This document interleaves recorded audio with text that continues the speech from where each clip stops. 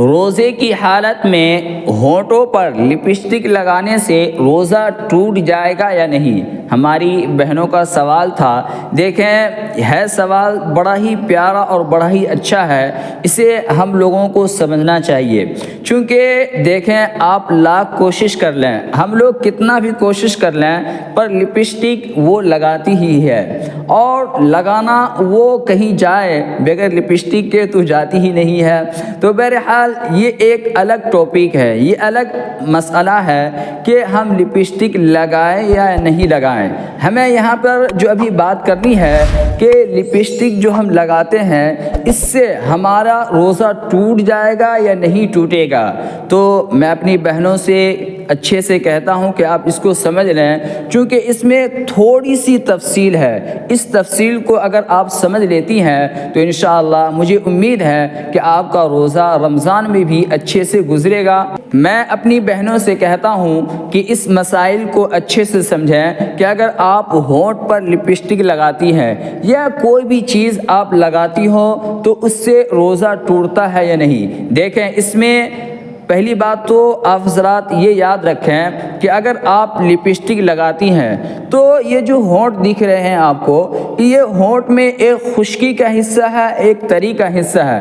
اگر آپ نے لپسٹک لگائی، یہ ظاہری حصے میں، خشکی والے حصے میں، یہ جو سوکھا سا رہتا ہے، اگر آپ اس حصے میں لپسٹک لگاتی ہیں یا کوئی بھی سرخی چیز، لالی چیز لگاتی ہیں تو اس سے آپ کا روزہ نہیں ٹوٹے گا۔ ہاں، اگر آپ نے ایسا لپسٹک لگایا کہ خشکی اور تری دونوں کے حصوں میں لگا لیا، تو اگر تری والے حصے میں، یہ والے حصے میں اگر آپ نے لپسٹک لگایا ہے تو پھر آپ کا روزہ ٹوٹ جائے گا۔ ایک اور مسئلہ ہے کہ اگر کوئی خواتین اپنے آنکھوں میں سرما لگاتی ہے، کوئی بھی حضرات اپنے آنکھوں میں سرما لگاتا ہے تو کیا اس سے روزہ ٹوٹ جائے گا یا نہیں ٹوٹے گا؟ تو دیکھیں، آنکھوں میں بھی سرما لگانے سے روزہ نہیں ٹوٹتا ہے۔ تیسرا مسئلہ یہ ہے کہ اگر ہم اپنے آنکھوں میں دوائی ڈالیں تو روزہ ٹوٹ جائے گا یا نہیں ٹوٹے گا؟ تو دیکھیں، اس میں اختلاف ہے، اور اختلاف جہاں پر بھی ہو تو میں آپ سے یہی کہتا ہوں کہ اس سے احتیاط برتنا چاہیے۔ چونکہ جب بھی علماء میں کوئی مسائل میں اختلاف ہو جائے تو اس سے چاہیے کہ ہم لوگ پرہیز ہو جائیں۔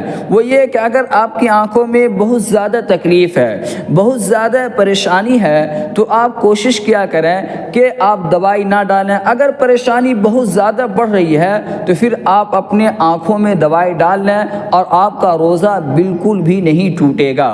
ہاں، اگر آپ کے آنکھوں میں ہلکا پھلکا پریشانی ہے، زیادہ تکلیف نہیں ہے، تو احتیاط کریں کہ دوائی نہ ڈالیں، بلکہ افطار کے بعد اپنے آنکھوں میں دوائی ڈالیں۔